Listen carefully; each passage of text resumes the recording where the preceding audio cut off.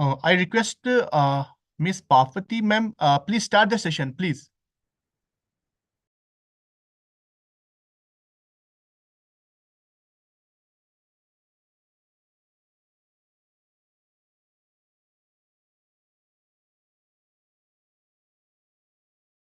Yes, sir. 1 second, sir. Give me a minute, sir.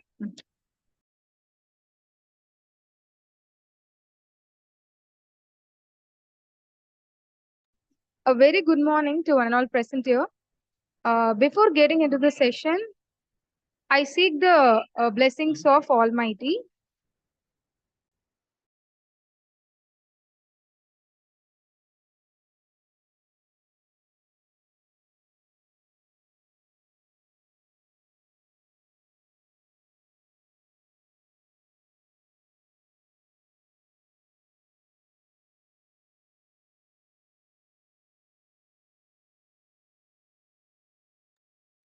Please start, ma'am.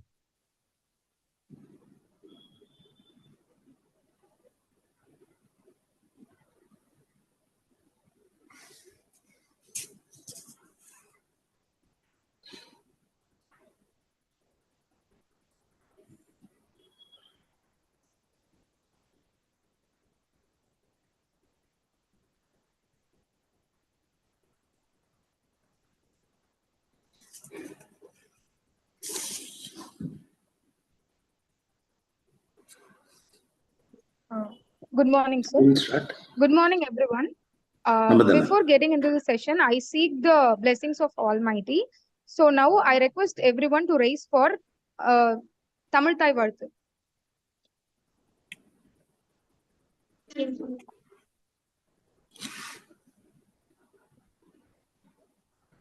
Tamil.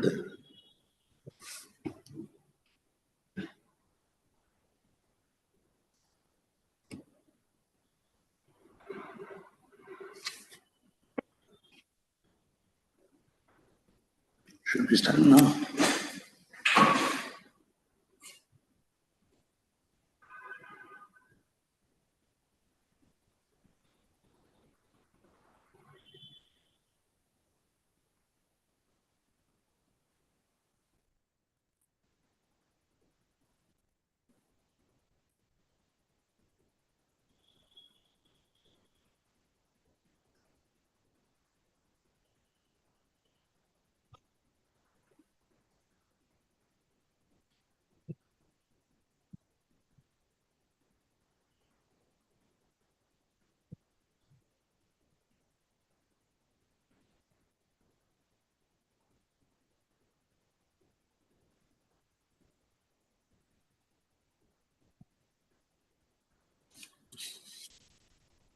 Thank you.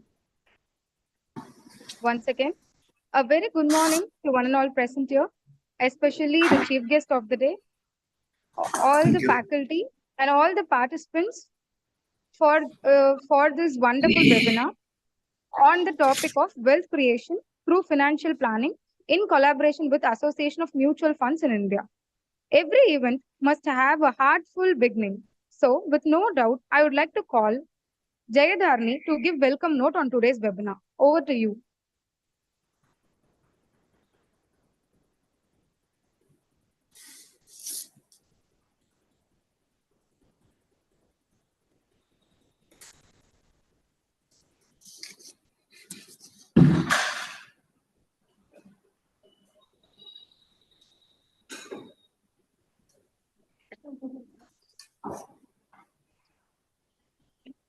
A warm and pleasant good morning to all present here. Morning. It's my immense bliss to be here by this morning to deliver the welcome speech. We are honored to have our chief guest, Mr. Sanjay Sharma Kishan Lal Sir, Surana and Surana International Attorneys Head, Mr. Surya Kant Sharma Sir, Senior Consultant of AMFI, Dr. S. Geeta Lakshmi Ma'am, Vice Chancellor of Dr. MGR Education and Research Institute, Mr. A.C.S. Arun Kumar Sir, President of Dr. MGR Educational and Research Institute, and our Dean Professor Dr. K. Murugadas Sir, and our Director Professor Dr. N. Murugavel Sir, and our Registrar Professor C.B. Palanivel Sir. We are indeed grateful for graciously and readily accepting our invitation. Once again, I warm-heartedly welcome you all. Thank you.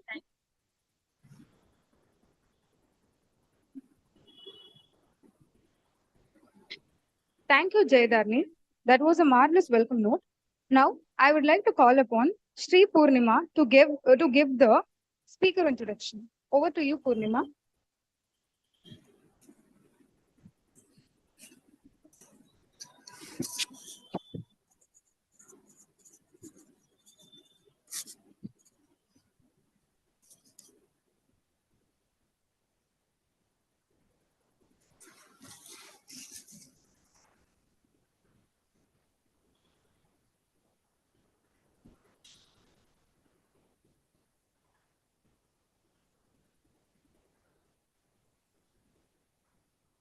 Good morning to all. Mr. Suryakant Sharma is a postgraduate in Commerce and Law with specialization in corporate laws. He is also Chartered Associate of Indian Institute of Banking and Finance. Mr. Sri Sharma has over 35 years experience in banking and finance and security market and had initially served in a leading financial institution, thereafter in Department of Financial Service, Ministry of Finance, Government of India, and finally in SEBI. Sri Sharma joined Securities and Exchange Board of India SEBI in 2003 and served in SEBI for more than 16 years in different departments of SEBI. Lastly, in addition to other assignments in SEBI, he was in charge of Office of Investors, Awareness and Education in SEBI's Northern region for more than 5 years, and in this period, more than 15,000 financial literacy and investor awareness program (IFAs) were conducted, and he had addressed as chief speaker in more than 600 IAPs. Mr. Sri Sharma was also a member of working group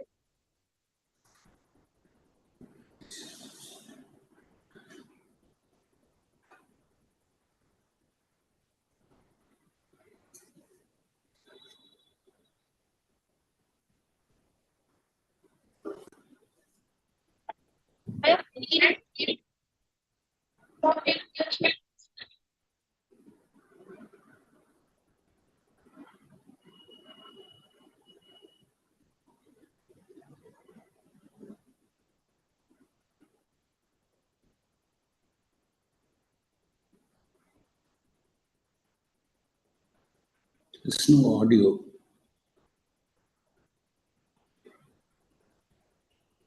After superannuation of SEBI in 2019, he has joined Association of Mutual in India, AMFI, an apex body of mutual funds in India. A senior consultant for SEBI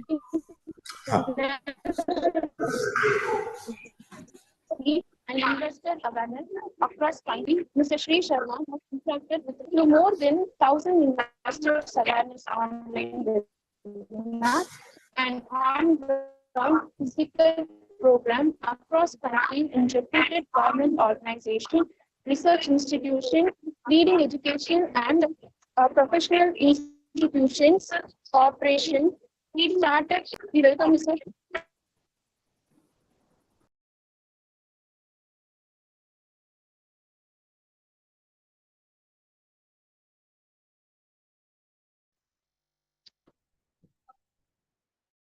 Thank you so much, Purnima, for the guest speaker introduction. Now, I would like to call upon Sahana to give speaker introduction.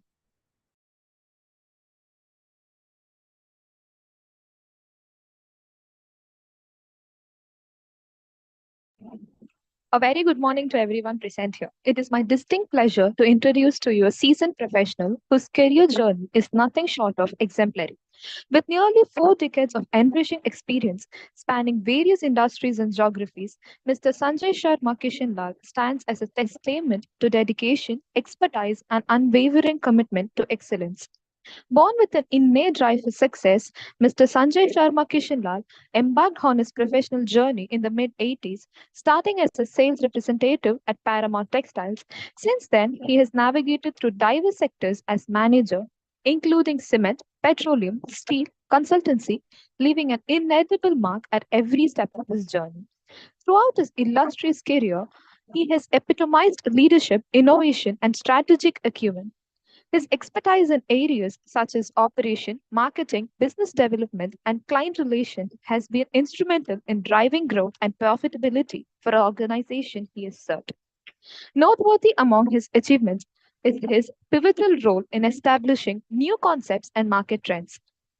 Having worked internationally, particularly in Southeast Asia, Mr. Sanjay Sharma Kishanlal brings a global perspective and cultural sensitivity to his endeavors. His tenure in Indonesia saw him handle diverse responsibilities from forming companies to navigate legal framework and ensuring operational excellence, showcasing adaptability and resilience in challenging environments. In his most recent role as Head of Client Relation at Surana and Surana International Attorneys, Mr. Sanjay Sharma Kishanlal continues to be a beacon of leadership, fostering new partnerships and expanding horizons for the organization. His adaptability to connect with stakeholders, organize impactful events, and explore untapped opportunities underscores his dynamic leadership style. Beyond his professional accomplishment, he is a person of integrity, dedication, and compassion. Fluent in multiple languages and deeply rooted in his cultural heritage, he epitomizes the value of inclusivity and respect for diversity. He is not just a professional par excellence, but also a visionary leader, a compassionate mentor, and a true asset to every organization fortunate enough to have him. His journey is just not a chronicle of success, but an inspiration for aspiring professionals everywhere. Please join me in welcoming Mr. Sanjay Sharma Kishanlal, a true trailblazer in the world of business and beyond. We welcome you, sir.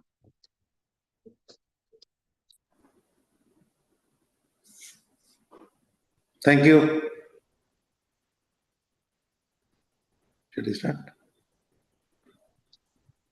Thank you so much, Sahana. Sir, I would like to note few words, sir. The students, those who are pursuing law, will not fail to know your name because I was also seeking internship in your firm. Surana is top firms that I have known. I have worked in lots of firms. In that, Surana was the best one. We are striving to get internship opportunity there, and it's a blessing for me to host today's webinar, sir. And with no delay, I would like to carry out the session further. So, thank you. Yeah, thank you. Thank you. Very good morning. Thanks, Suhana, for letting me know a lot of things which I myself don't know. So, thanks a lot, Suhana. Good morning, everyone. Good morning, Sri A.C.S. Satyankumar, Sri Suryakant Sharmaji, Dr. S. Geeta Lakshmi, Dr. Murugadas, Dr. Murugavel, Professor Pallivelu, and all participants. I see a lot of young faces sitting here, and Sahana has already introduced me, where I'm working, what is my background, everything. I represent a law firm, Surana International Attorneys based out of Chennai. Okay, now I'm not going to talk upon the financial captions, words, fundas, no. I'm just going to share my experience and some food for thoughts for children. Okay, now on the today's topic, wealth creation through financial planning. Wealth creation is one topic and financial planning is another. So in wealth creation, I feel the wealth preservation is also more important. What you preserve is what you create. So that is the basic. And in this wealth creation through finance planning, we have seen it right from a younger age in our house. If you see, the father earns the money, gives to the mother. The mother, she spends for everything, but she keeps saving it.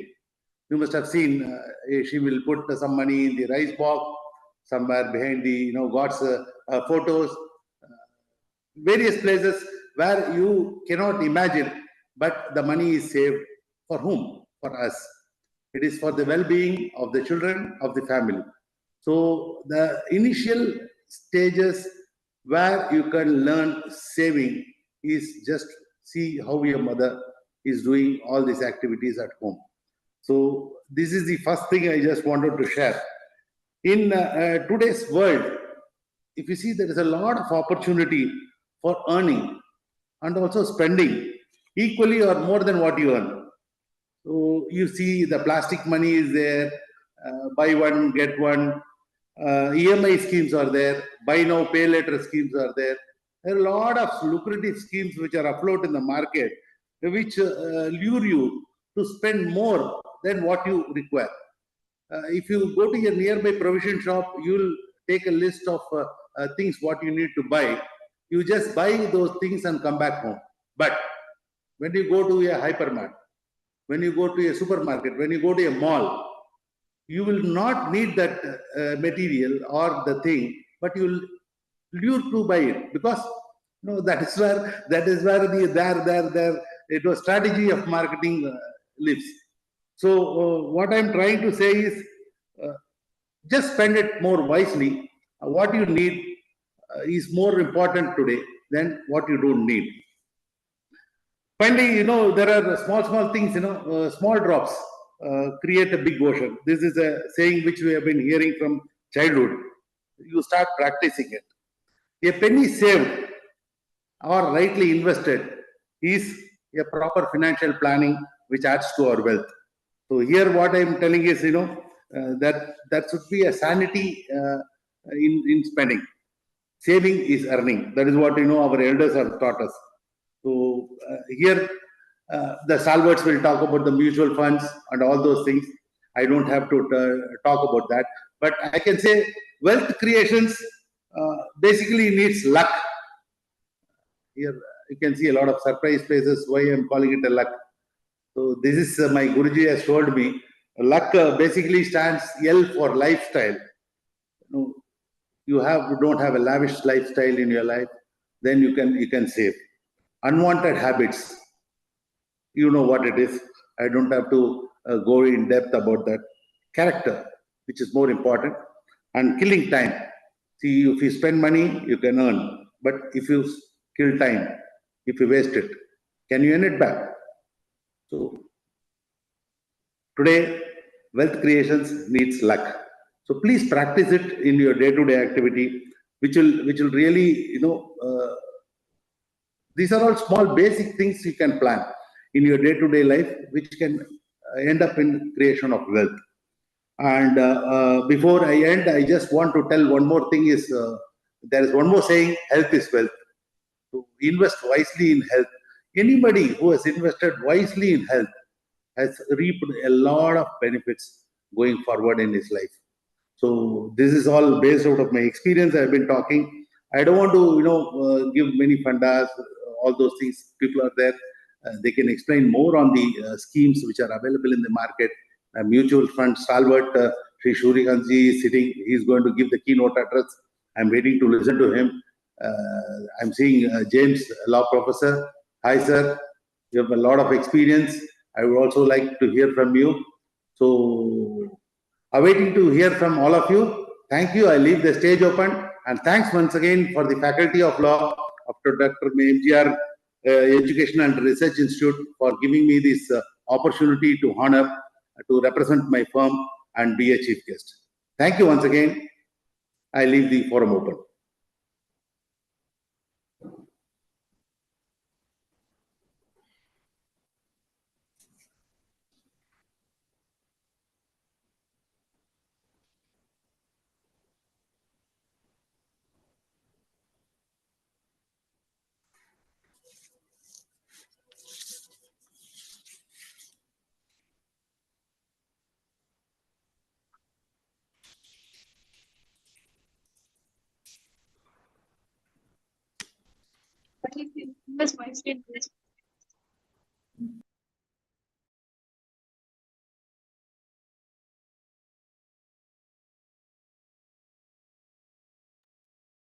Miss Papati, ma'am, please unmute your audio option, ma'am, please. Yes, sir.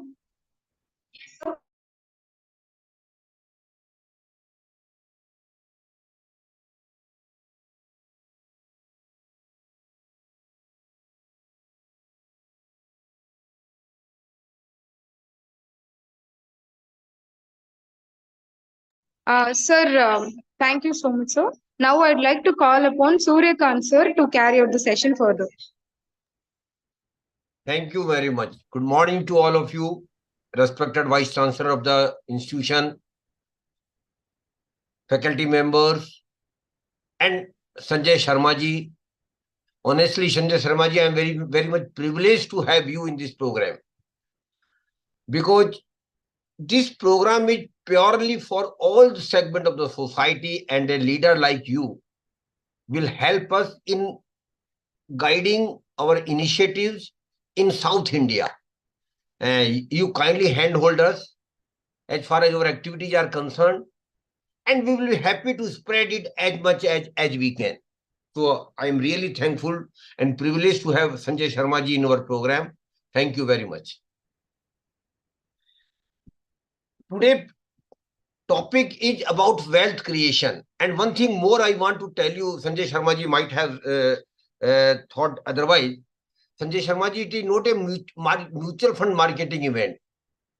I am not going to speak here on mutual funds. It is one of the products of investment that is there. But I will speak more about the basics of investment, because I understand most of the participants are students. So this, my session will be more motivational than sharing the knowledge, because we all know knowledge is spread everywhere. We can get anything from Google and every other lakhs of websites are there to get the knowledge. So that is not my purpose of having this program with you. My purpose is very simple, that I want to motivate young people, those who are not investors today, because they are not earning, but they are going to earn very soon. And so to make them prepare and to make them understand the importance of investment, these programs we are doing. And one more thing I want to tell you, that these programs are under the aegis of Government of India, Ministry of Finance, which has asked all the financial regulators, RBI, SEBI, IRDA, PFRDA, and their stakeholders to develop a feeling of financial literacy and investor awareness among all citizens of the country. Because it is of the need of the hour that we should understand the importance of money and the management of money as well. I will try to make my session as simple as I can, because most of the students are there. I will not like to make it a technical session. That is why I have not prepared any presentation. I will speak extempore to share the basics of investment to the participants. And Sanjay Sharma ji was very right in pointing out that our earlier generation, how they have saved. I have seen my mother, I have seen even my wife, Sanjay Sharma ji have also seen his mother or wives and other faculty, female members of their family, how they saved the money. And because saving is in our blood, I'm not saying anything new about the saving. And Sanjay Sharma ji, we should be proud of it, that Indians are still one of the best savers in the world. Because saving is in our blood. Saving is in our blood. We save because we feel that we will be needing money in future, and our income will not commensurate and will not be sufficient to take care of all our family obligations for a comfortable life and for realizing some of the normal and natural dreams of a human being. That is why we save. And I just mentioned, Kurban sir, that we are one of the still best savers in the world. And how our female family members save, Sanjay Sharma ji might remember, 2 rupees, 3 rupees, 5 rupees they will save and put in their kitchen boxes. And sometimes they will even forget where they have put the money. And one more incident Sanjay Sharma ji will remember, when all of a sudden our Honorable Prime Minister declared demonetization of some currency, from where the money had come out. The money had come out from the kitchen boxes of our female members. The money had come out from their boxes. So ultimately, Prime Minister had to say that you please deposit up to 3 lakhs rupees from your savings in your bank account. You will have no question asked. That is why the nature and culture of our saving in our country. But unfortunately, Sanjay Sharma ji might appreciate, unfortunately, we have been savers, but Sanjay Sharma ji and all faculty members, with due respect, we have been worst investors. We have saved, but we have not made use of the money which we have saved. And what is the purpose of money we saved? That this money will be utilized when some emergency happens in our family or for major milestones in our life. That is why saving is important. So the first thing before going to the investment, first three things I want to tell your students to please practice these three small things as far as savings are concerned. And Sanjay Sharma ji, we made mistakes, very honestly speaking. So I'm speaking from heart that the students should not make those mistakes which we have made. The first mistake I made, that I literally lost first 4 or 5 years of my career without saving. Because I had a notion, let it be, there is a long time to save. I have 30, 40 years to save. Let me enjoy with the money I have. And one more misnotion was there, that my salary was not so good. If I save 500 rupees or 100 rupees or 200 rupees, what difference is going to make? No, my dear friends, it was a blunder on my part. I should have started saving right from the first month when I started earning, which I didn't. So the first thing I want to tell your students, please start saving right from the first month when you start earning. And never shy that 500 rupees or 200 rupees or 300 rupees saving will have no impact at all. No, it's these 500 rupees and 100 rupees and 200 rupees are going to be lakhs of rupees down the line after 15, 20 years in your life. That is why the first thing I want to request all of you is start saving right from the first month when you start earning. Second thing is, be regular, be religious in saving every month. Come what may. Life will keep changing or situation will keep changing every month. But you should have one commitment with yourself that I will be saving some amount every month. Of course, amount might vary, but you will religiously save some amount every month. And third and last thing I want to tell about saving is, please keep increasing your saving with the increase in income. Suppose this year, when you start earning, in the first year, you saved 500 rupees a month. Next year, you should increase it as a thumb rule, minimum by 10%. That is 550 rupees in the second year. And third year, it should be incremental, 10% of the 550 rupees. Because our income will keep increasing. Whether you are in business, whether you are in service, whether you are in a profession, our income will keep increasing. So with the increase in income, we must increase our saving as well. And a golden rule is there that we should try to save our income minimum by 10% every year incrementally. These three things looks very small things. But I want to assure you, my dear young participants, that these three things will change your life forever as far as money is concerned. You can't imagine how much money you will have after 15, 20 years if you follow these very small things in your life with regard to savings. So saving is okay. Saving is okay. We will definitely save. But the next question arises, what to do with the savings which we will be making?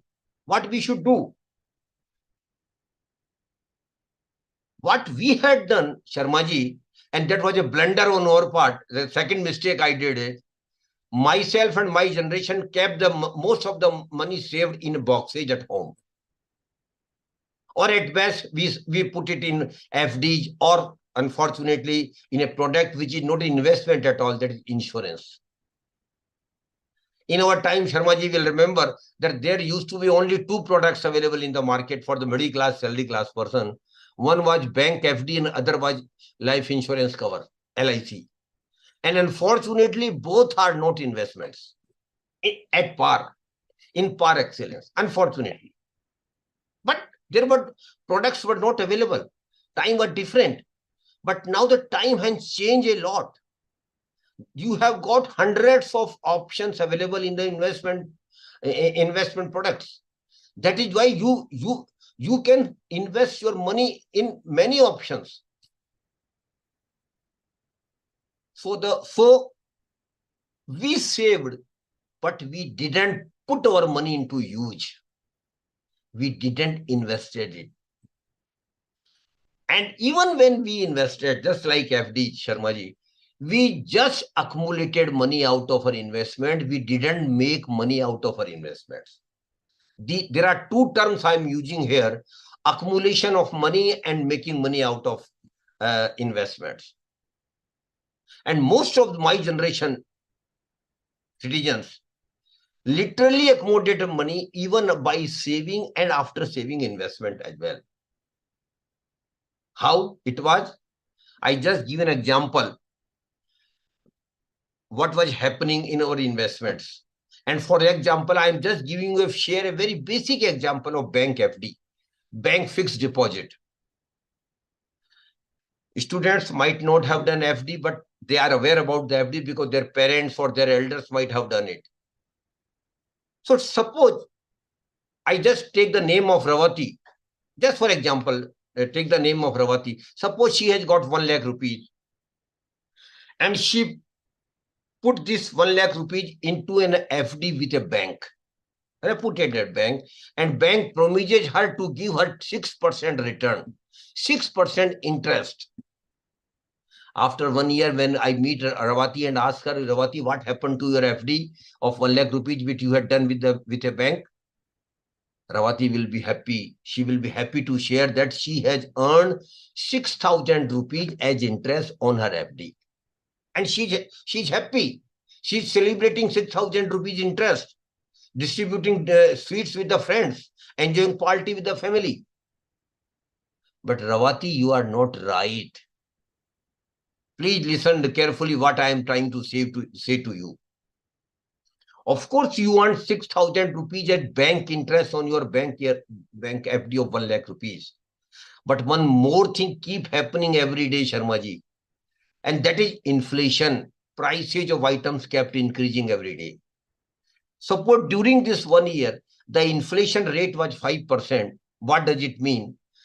It simply means that last year when Ravati had gone for a bank FD of 1 lakh rupees, had he not gone for bank FD for 1 lakh rupees and could have purchased some item, goods or availed some services at 1 lakh rupees, can you tell Ravati, would you be able to get same items, same goods and same services after 1 year at 1 lakh rupees? I think your answer will be no. It will not be possible because of inflation. Prices of those items and services have increased. And suppose the inflation rate has been 5%, it simply means that last year, whatever you could have purchased from 1 lakh rupees for the same item, same goods and same services, after 1 year, you will need to pay not 1 lakh rupees, but 1 lakh 5,000 rupees. So Ravati, you see the picture clear. Out of 6,000 which you have earned, 5,000 has been eaten by the inflation. A majority of our return in normal course is eaten by the inflation. And inflation is a part of our life. It will keep prices will keep increasing at least for next 30, 40, 50 years. So literally out of 6,000, 5,000 has been eaten by the inflation, but still Ravati is happy. Let it be, sir. I still have 1,000 rupees out of 6,000 rupees after inflation. But no, Ravati, there is one more issue which you must be aware to. And that is most of the investment return are taxable, except some governmental schemes which I will share afterwards. Majority of the return on investment are taxable. And as far as FD is concerned, Ravati, Sharmaji is well aware that rules are very clear. Every penny you earn as interest on your bank FD will be treated as your income. and you will have to include that income in your income tax return. And you will have to pay income tax as per your slab, maybe 10, maybe 20%, or maybe 30%. Suppose, conservatively speaking, you are in 20% bracket of the income tax, then you will have to pay 20% income tax on 6,000 as well. And now you can't avoid. In my times, the rules were same, Sharmaji, but we were well aware, let it be. Who will come from income tax department to collect this tax? So normally middle class, salary class people were not including interest income on FD into their income tax return. But technology, sir, has given a lot of benefits, but some disadvantage as well. And what is disadvantage? Now you can't hide such income from the income tax department. The moment you get income tax interest credit in your bank account, income tax people will be knowing it very well. So now you can't avoid it. You will have to pay income tax also in the 6,000. And if you are in 20% bracket, then 20% income tax on 6,000, which is 1,200 rupees. Now, Rawati, you just see the proposition, what I want to explain you. You were very happy when you got 6,000 rupees as interest income. But honestly and critically speaking, out of 6,000, 5,000 has been eaten by the inflation, and you have to pay 1,200 rupees as income tax as well. So in reality, you got nothing. Rather, you have got 200 rupees. That was the case in my generation. Most of the people were earning interest, but we were simply accumulating money. We were not creating wealth. I take this example forward. Suppose the interest rate on FD is 8%. In that scenario, Ravati will get 8,000 as interest income on 1 lakh FD. Again, keeping inflation at 5% out of 8,000, 5,000 will be eaten by the inflation. And again, 20% income tax on 8,000, that is 1,600. So out of 8,000, in the second scenario, 5,000 will be eaten by the inflation. 1,600 you will have to pay income tax, but there still remains 1,400. 8,000 minus 5,000 minus 1,600. And Ravati, this 1,400 is your real income, real return on your investment. Please mind it, what I'm saying. Unless and until you earn some real return on your investments, you will simply be accumulating money. But if you earn some real return, then you will be creating wealth out of that real return. That is why the concept of real return is very, very important to understand as far as investment philosophy is concerned. So please always try to see that majority of your investment earns some real return. And I'm just giving you a very simple formula of real return. If you want, you can note it down. Real return equal to notional return minus inflation minus tax liability, if any. So my dear friends, you have to try very hard to see that your majority of your investments earn some real return, because this real return only is going to create wealth for you. And what is wealth? What is wealth? Simply speaking, Sharma Sahab, wealth is nothing but accumulation of some assets, financial and non-financial assets, which can be prices of those are likely to increase in future, first thing. And secondly, they can be monetized at the time we want. This is wealth, and particularly financial wealth. So why we create wealth? We create wealth because we will be needing money, rather huge money in our life, for our milestones in our life. And I'm talking more of the middle class, salary class persons. We will be needing money for major milestones, apart from normal monthly expenses, regular expenses. We will also be needing money for our milestones in our life. And what are the normal milestones in our life? The first milestone where money will be required is marriage, where money will be required. After that, purchase of house. Again, huge money will be required, particularly in metros. Then purchase of four-wheeler. Not a so important thing nowadays. Everybody might have it. But still for that, you will be needing money. After that, Sharmaji, a new phenomena has been developed in the new generation, which was not in our generation, that is going on vacation. Regular vacation, and not only domestic vacation, but international vacation. But for that, you will be needing huge money every time you go on vacation. After that one most important milestone will be happening in your life, that is higher education and professional education of children. And faculty members will agree with me that every Indian parents wants that their children should go beyond what they have done. Their children should rise they do what they couldn't do. But for that, a best higher education will be a first requirement. And for higher education and professional education of children, we will be needing huge money. And after that, again, marriage of the children, once their education is over. And last but not the least, Sharma Sahab, having huge money or having huge corpus for your retirement life. In earlier, most of the state governments and central government had pension schemes, but now it is in most of the states and central, it is not there. Of course, government has introduced NPS. There is a different story. But in private sector, pension was not there even earlier. So how to lead a retirement life? That is also, and Sharmaji will agree with me that when we got independence in 1947, the average age of Indian was only 47 years. Now it has risen to 71 years because of health consciousness, because of the better health management system in India, and awareness as well. So, but what it conveys, that even after retirement, you will be living 10, 15, 25, 30 years. From where the money will come for retirement life, because the salary which is gone the day you retire, you will not be getting salary which you used to get from your employer.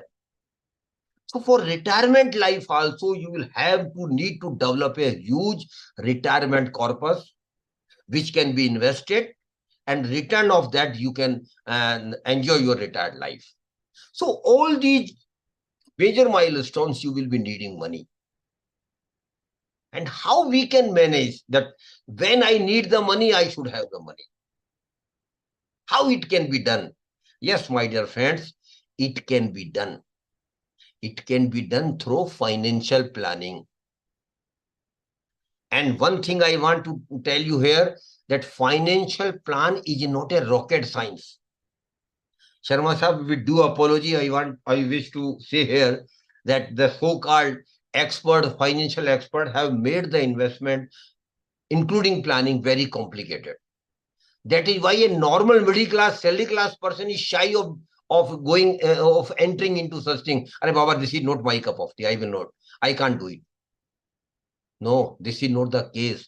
I talk contrary. Financial planning is damn easy thing, my dear friends.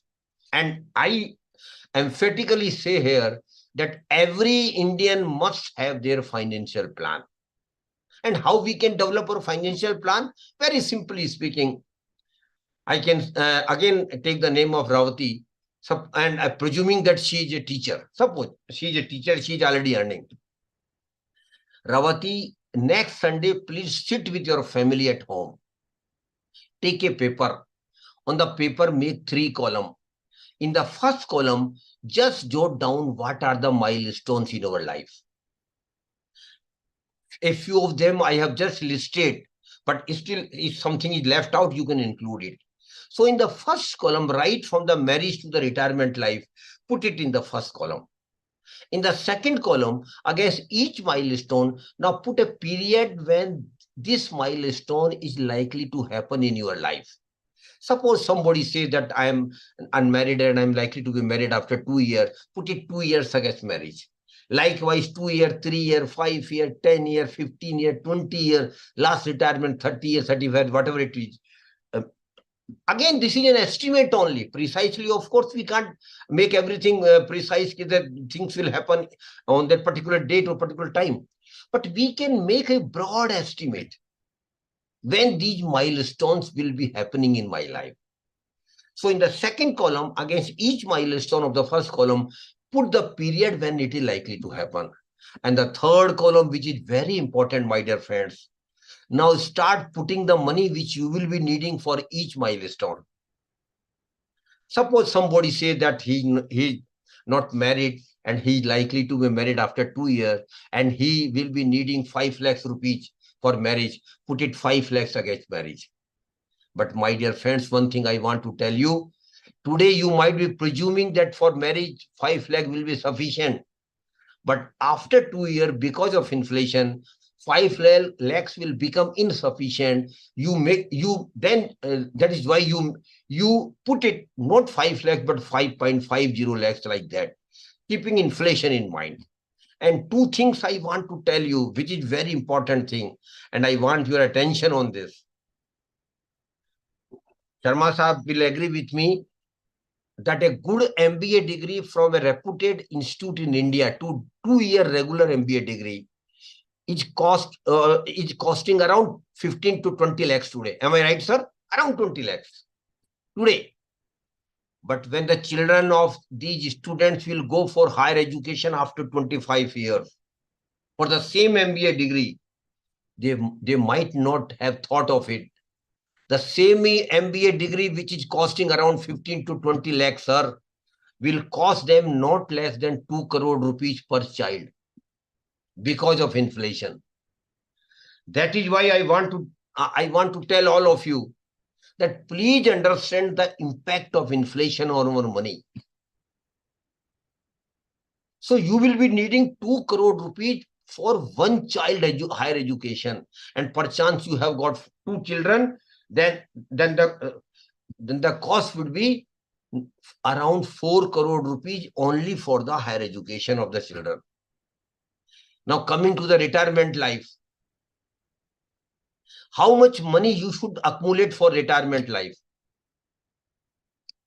Suppose a person of 30 years says that he is managing or he can manage his monthly expenses today at around 30,000 rupees, normal middle class, salary class family.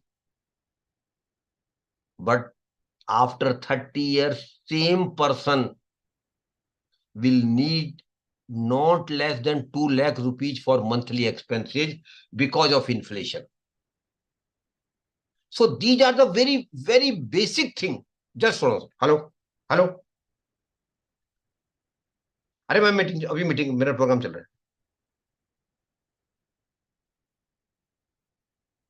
So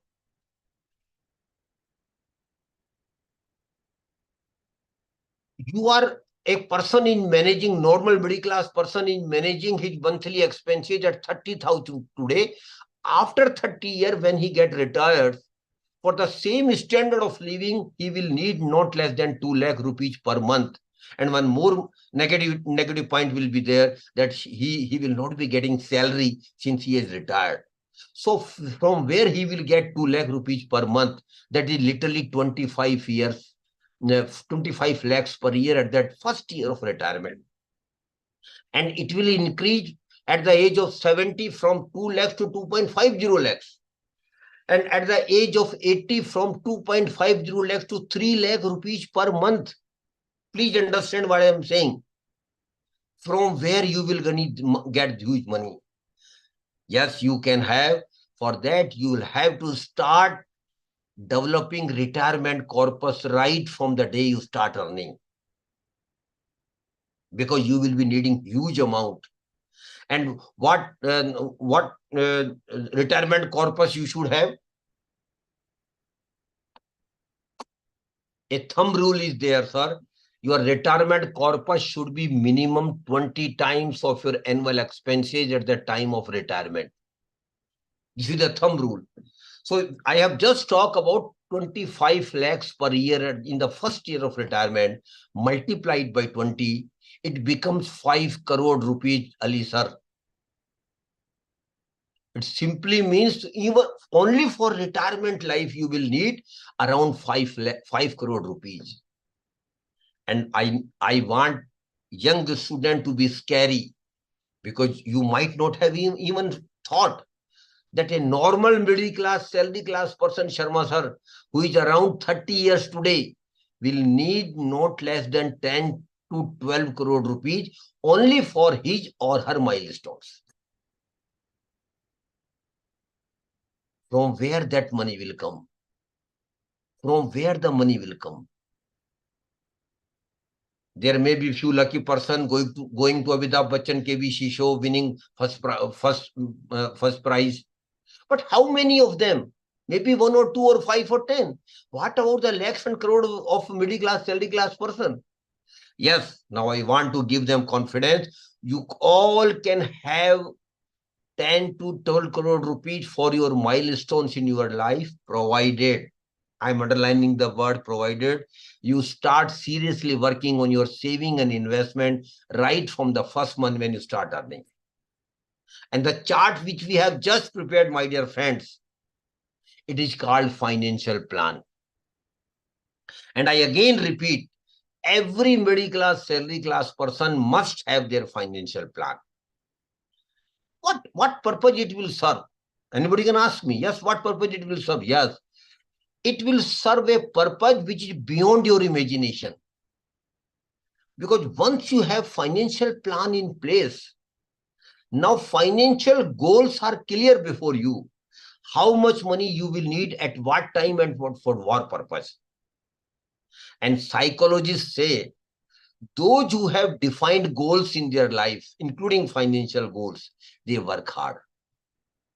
Because now goals are there. Now objectives are there. So please define and set your financial goals. That can be done through financial planning. Because once financial plan in place, you will definitely work hard to achieve those goals which you have set for yourself. And Sharma Sahab, I keep telling in my session jokingly that better you frame that financial plan and put it in your drawing room. Every morning when you walk up, go to the temple, and after that you go and salute the financial plan as well. And just see how much you have done for that. Every 6 years, every 6 months, every year you should keep reviewing your progress. What you were to do and what you have done. What is the gap and how to fill the gap. That is why the importance of financial planning. So I again request all of you, please do develop your financial plan when you start earning. And those young faculty members who are here, I will request them, please make your financial plan as early as you can. And last thing I want to tell you about investment is, and that is the 8th wonder of the world, that is power of compounding. Dr. Hirendra Singh has been with me in my earlier programs as well. And he will appreciate that power of compounding is 8th wonder of the world. And as far as investment, power of compounding in investment is concerned, my dear friends, you will have to make a very small promise with yourself. You will have to make a small commitment with yourself. And what is that? You will have to make a promise with yourself that whenever I will get return on my investment, and Sharma Sahab, naturally they will get return on investment, not today, not tomorrow, down the line after 1 year, 2 years, 3 years, they will start earning return on investment. Whenever they will earn return on their investment, and return might be 500 rupees, might be 5,000 rupees, might be even 5 lakhs rupees, whatever the amount of return might be, they will not use or utilize return for their personal consumption. They will keep reinvesting it. They will keep reinvesting it, and not once, but regularly for the next 15, 20 years. And I know it is not an easy commitment to make. It is very easy to make the commitment, but very difficult to execute that commitment in life. Because per chance, suppose somebody gets return of 5 lakhs rupees on a good investment after 5 years. He has committed that his 5 lakhs will be reinvested. But then whole family will be behind him. Are Baba, you have earned 5 lakhs rupees and returned. We will go to Switzerland only on vacation. But at that juncture, you have to be very clear. No, this 5 lakh rupees will be reinvested. We will try to manage our vacation from other additional sources, but this 5 lakhs will be reinvested.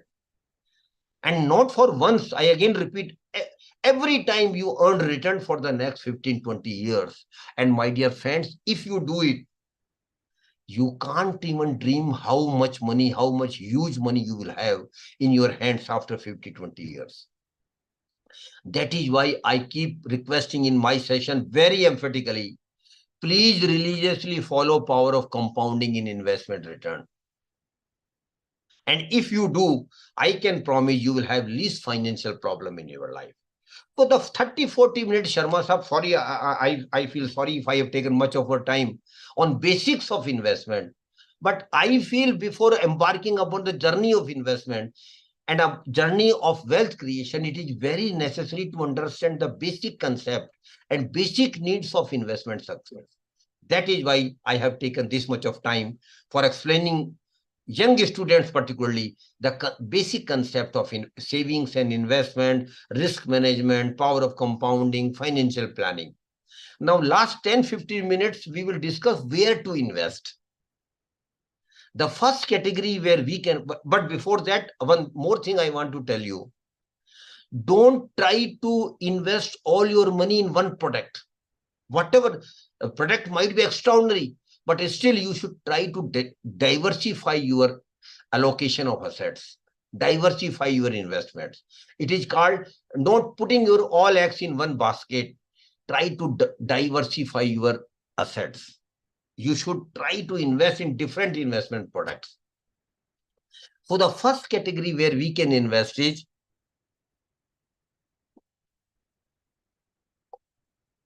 governmental small saving scheme. Government of India has issued some, had introduced some good small saving scheme for them. Again, I am repeating, these are only for the middle class, salary class person, or middle class person, not salary only, but middle class person only. So this first category, this is governmental small saving scheme, and the first scheme which Sharma Sahab I appreciate as a service class person, it's Public Provident Fund Account, PPF. PPF is a very good scheme and very unique scheme where government not only give exemption, give incentive of investing in PPF by putting this category under Section 80C, but also the income or interest earned in PPF is also tax exempt.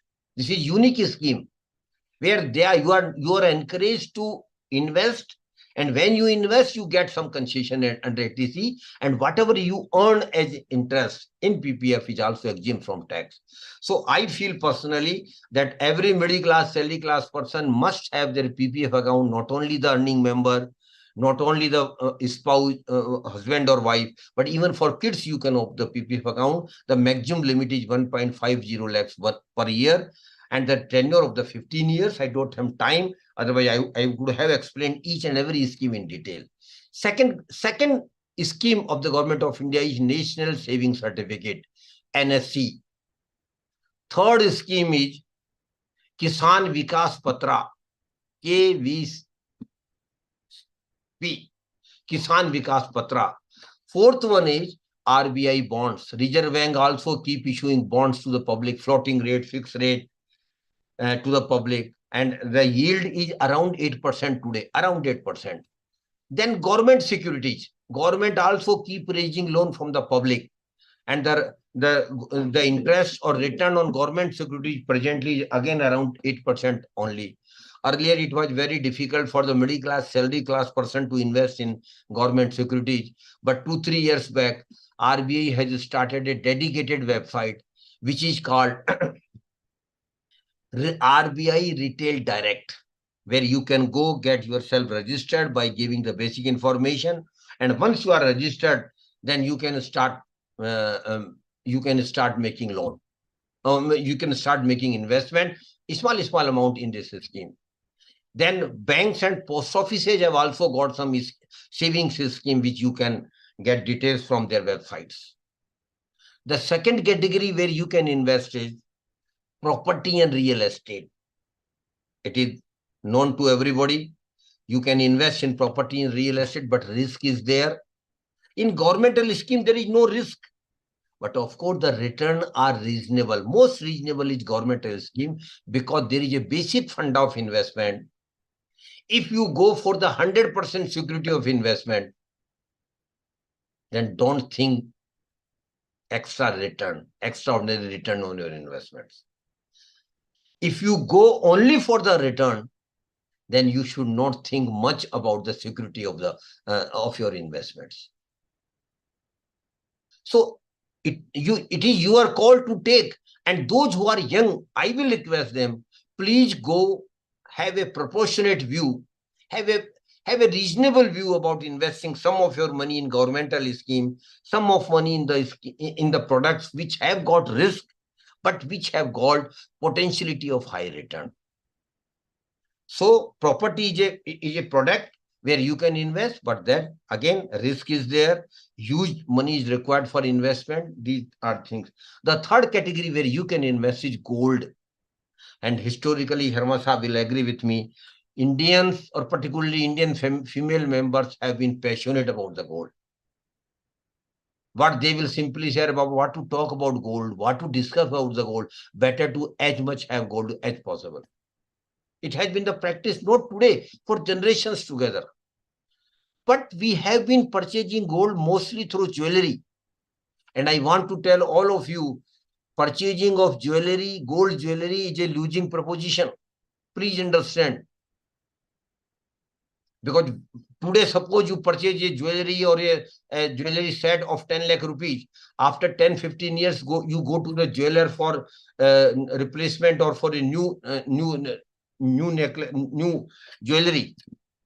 By giving them to the jeweler, he will simply say, yes, I can take it. You have purchased from me, but then I will make a cut of 30 to 40% of making charges. That is a losing proposition. So now government has come out with a very good scheme. Please note down, I am saying it is a very good scheme of the government of India. And I personally feel, Qurban Ali sir, our female members should be apprised of this scheme. The scheme is Sovereign Gold Bond Scheme. Very good scheme of the government of India. Government of India has come out with a very, very good scheme for the middle class, salary class person. And why government has come out? Because of the obvious reason that we don't have gold mines in our country, Qurban Ali sir. And since demand is there, we have to import gold and paying precious foreign exchange. That is why government has come out with this sovereign gold bond scheme. It is basically digital scheme. No physical gold will be given to you, but a digital certificate will be issued by the government that this much of gold of yours is with them, and it is a sovereign guarantee. So most safest. And government has made it very attractive, Qurban Ali sir. Government has given you 3 benefits. The first benefit is whatever amount you invest in sovereign gold bond will get 2.5% annual return, annual interest. Suppose you have invested 1 lakh rupees. Then every year for the next 8 years, because the tenure of the scheme is 8 years, for next 10 years, you will get 2,500 rupees as interest in your bank account. This is a small benefit. And the bigger benefit is that whatever appreciation in the gold price during this 8-year period, suppose today the gold price is 6,500 per gram. After 8 years, suppose the gold price goes to 8,500, and we all know last 30-40 years gold price have not come down, bearing some few to downside price on a few occasions only, gold has gone up. So suppose the gold goes to 8,500 after 8 years, government will make you reimbursement at the rate of 8,500, whereas your investment was at the rate of 6,500. So whatever in the gold price appreciation, that will also be shared with you. And thirdly, indexation benefit has been introduced in this scheme, which simply means that your tax liability will be very, very, very minimum. So these three are the three major benefits under sovereign gold bond. And I keep encouraging my participants, please do understand the nuances and details of the sovereign gold bond and think of investing in sovereign gold bond, but it is not all the time open. It normally opens for 4 or 5 days in 3 months time. Last tranche came in February. Next tranche likely to come in May only. So please, by that time next tranche come, you should get the basic details of this in understand it, and you can participate in sovereign gold bond scheme digitally also without going even visiting branch office or bank's branch offices. Lastly, where you can invest apart from governmental saving scheme, real estate, property, gold, last category where you can invest in security market. And Sanjay ji, a good number of people still feel that share market is nothing but a speculation. People do feel, no, Baba, no. We don't know how prices goes up, how prices of shares goes down. And people might have invested on the pretext of some so-called advice of experts. They might have lost money. But I want to tell all of you, share market is purely knowledge-based market. And those who don't have knowledge of the market, please don't make your investment in security market directly, at least unless and until you have knowledge of the market. Don't invest in security market unless you have, at least directly, unless you have knowledge of the market. But if you don't have the knowledge and if you still you want to invest in share market, or you want the benefit of share market, because Sharma Sahab might be aware, during last 35 years, share market has given 15% average annual return, which no other product has given. So if somebody wants to invest in share market without knowledge, there is a way of indirect investing. And that is called mutual fund. And my dear friends, mutual fund is nothing but indirect way of investing. You are not investing directly into some share, into a corporate or something. You are giving your money to the experts. Naturally, you will ask me why I should give my money to the experts. Because of 3 reasons. The first and most reason is I don't have knowledge of the market. The people are the experts of the market. They have knowledge of the market, but they are not God. They are still experts minded, because nobody in the world can be God of the security market. But still experts do play a very important role. Second thing is they don't have time. Normal middle class, salary class person don't have time. They have full-time job and family to look after.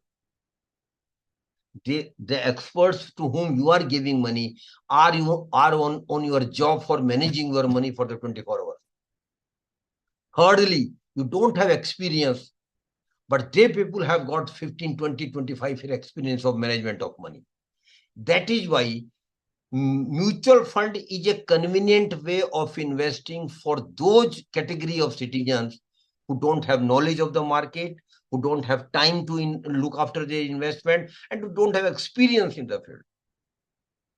But mutual fund is not a social service minded. It is not a social service.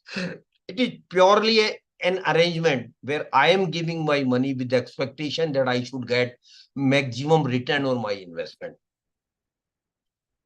So the expert is expected to generate maximum return of investors and give back to them after deducting their expenses. And one thing I want to tell here, that mutual fund is strongly and strictly regulated by SEBI. It is not a Ponzi scheme. It is not a committee. It is not an unregulated scheme. It is strongly regulated by SEBI. Each and every aspect of each scheme is regulated by SEBI. So mutual fund is strongly regulated by SEBI, and it is a channel for investment for the middle class person. There are three broad categories. Equity fund, where your money will be invested into the equity share of the corporate. Risk is very high when it is done, but then potentially return possibility is also there. And just for your information, Sharma Sahab might be aware, during last 10 years, majority of the equity fund have generated 12 to 18% return average annually. Majority. Some have gone even beyond that, and some have been laggard. But majority of them have returned 12 to 18% return, which is not a bad return at all. And this is also tax efficient because only 10% short-term or 15% short-term capital gain if you redeem or sell your mutual fund investment in 1 year. And beyond 1 year, it is 10% capital gain only. And one more thing, up to 1 lakh rupees profit per year or income per year, no tax is applicable. Whatever beyond 1 lakh rupees, it will be taxed at 10 or 15% as the case may be. So equity fund is suitable for young people. Those who are interested to invest in 15, 20 years, long-term horizon. They have to be long-term investor. And the golden rule in security market is invest for longer period. Don't invest here for touching the market and go out. No, it may make you money sometime, but not most of the times. And one more data I want to share with all of you. SEBI has just come out with a data that particularly some students are nowadays very active on F&O, future and options. I want to tell them that SEBI has recently come out that 96% of the retail investors have lost their money. 96%. Only 3% have been flat and 1% have made some money. So it is just a warning for all of you. Don't go for short-term invest in security market, more so in F&O. Be a long-term investor. So the first category, equity market. Second category, debt fund. Debt fund is where money will be given as a loan to the corporate. Your money will not be invested into shares of the company. Of the third category is hybrid fund, because mutual fund is such a vast subject, Sharma Sahab. Next time when the institution will give me time, we will have a dedicated session on mutual fund of minimum 2 hours. So third category is hybrid fund, where some of your money will go to the equity fund, equities, and some of your money will go to the debt, to the corporates. So you are balancing your risk and your return. The best way of investing in security market for the middle class, salary class person, my dear friend, it is called SIP, Systematic Investment Plan. SIP is a magic for middle class, salary class person. And I'm happy to note that wherever I go, a good number of even students have started SIP, what to talk of faculty members. For students, the SIP amount is 100 rupees only. Minimum amount is 100 rupees only. And for earners, it is 500 rupees. SIP is nothing but just like a recurring account in a bank. You just open a recurring account and every month you are depositing some amount with the bank. The same principle goes with the SIP. Here you are investing every month some amount. Date you fix, amount you fix. And you start SIP. Early you start, longer you continue, higher will be the return. This is the basic funda of SIP. And just for you an example, suppose a person at the age of 20 years started an SIP of 500 rupees in a good equity fund. And he continued it with next 40 years, only 500 rupees. At the age of 60, he will have a corpus of 43 lakhs literally. But that chap is very smart.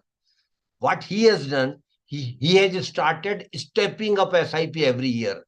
Stepping up simply means increasing your SIP every year. Suppose by 10%. So suppose you started with a 500 rupees SIP first year. Next year, you increase it from 500 to 550. Third year, you increase 10% of the 550. So every year you are increasing your SIP amount. If you do, and I think you can, the corpus you will have after 40 years is 1 crore 88 lakhs. So a flat SIP will give you a return of a corpus of around 43 lakhs, but a step-up SIP will give you a return of almost 2 crore rupees or 1 crore 90 lakhs rupees. That is why SIP is a magic for middle class, salary class person. And I don't know Sharma Saab will agree with me or not.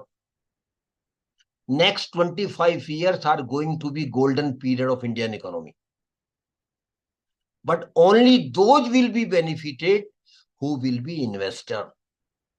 Those who will not invest will not reap the benefit of growth of the Indian economy. That is why the importance of being an investor.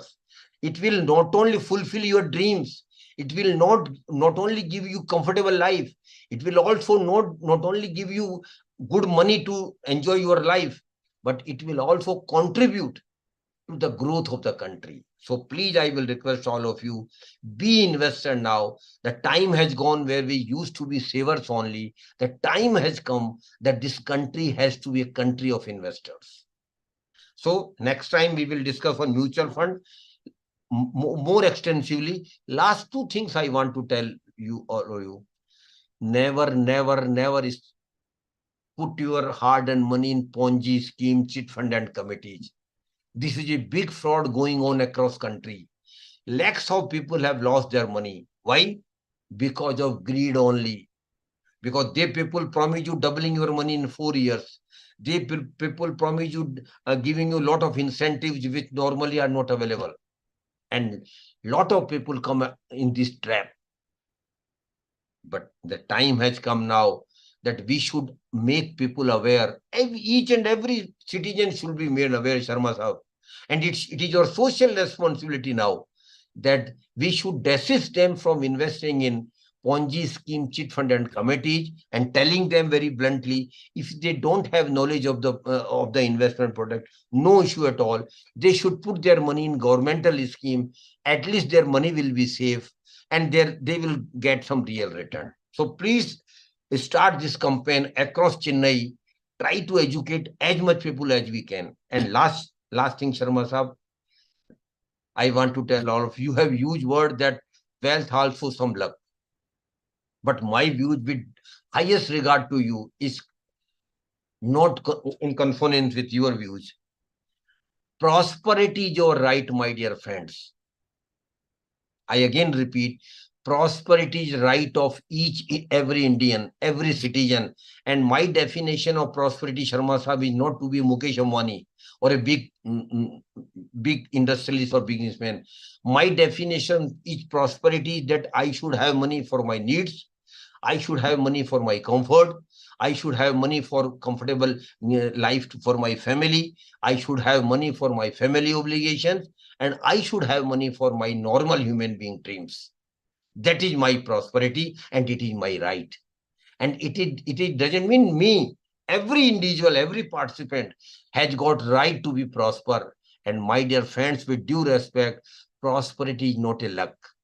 It is not a luck. It is an effort. We have to make effort for our prosperity. We have to be consistent. We have to be regular in saving and investment. So prosperity broadly is dependent on your efforts. Make efforts. Why we should not make efforts for our prosperity? So prosperity is our right, but it is not a luck. It is more your effort. And last thing I want to tell, there may be one or two participants, of course it should not be Sharma Sahab, but there may be one or two participants who might have negative thinking in their mind that they are not from good family, they are not from rich family. To them, I want to tell them very clearly, birth in a poor family is not curse at all. I again repeat, birth in a poor family is not curse at all, but living as poor and die as poor is a curse, which we all can avoid by managing our money right from the first month when you start earning. And if you do, I can give you confidence that you will all be prosper, you will be enjoying your life, you will be giving good life to your family, you will be having some dreams to fulfill, which you will, and wish you all the best. Thank you very much. And I will request Sharma Saab to kindly give his opinion about the session before we proceed ahead. Sanjay Sharma ji, please unmute yourself. Yeah. Yeah, sure. Yeah.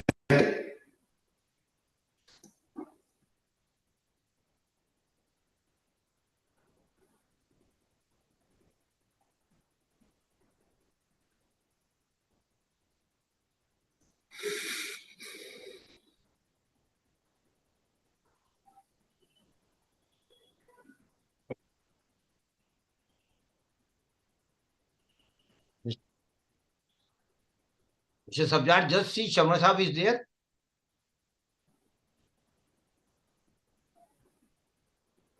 Who's sir? Sharma Saab is there. I'm here now. Oh, sir, kindly give your opinion about the session.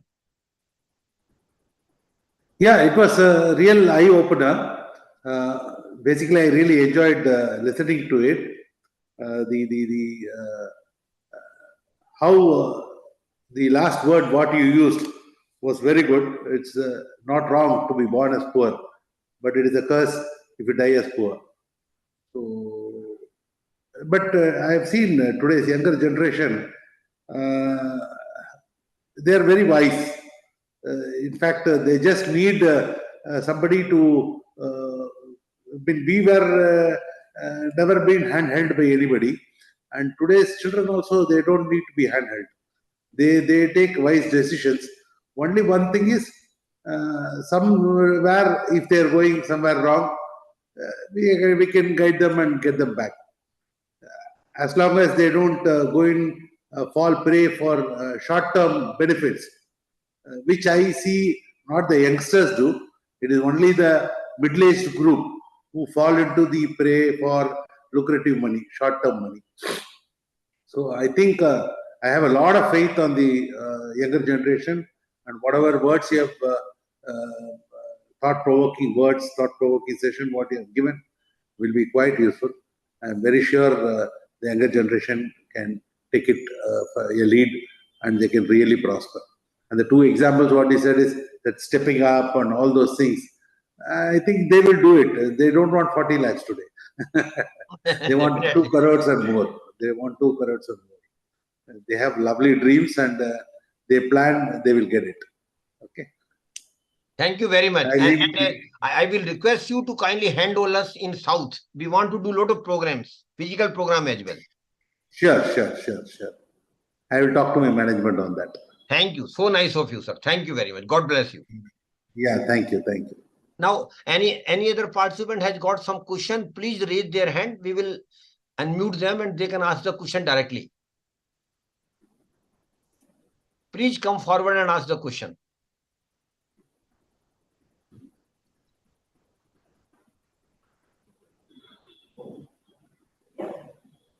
Anybody has got any question? They can raise their hand. We will unmute them.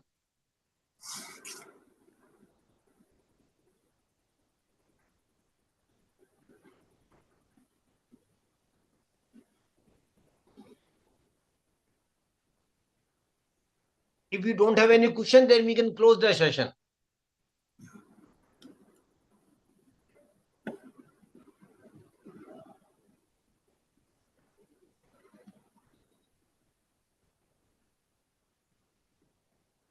It's Mr. Sabjar.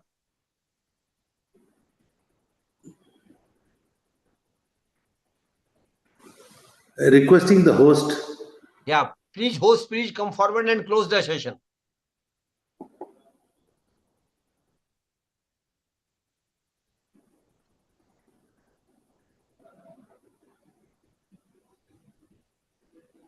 I think there might be some technical issues with them. Yeah. So with this, we close this session and thank you very much for joining this program. I am particularly thankful to Sharma Saab again, Sanjay Sharma ji, for joining this program. I'm also thankful to all the faculty members and the staff members and all the coordinators who have organized this program in their institution. And of course, special thank goes to Mr. Sabjar Ahmed also for coordinating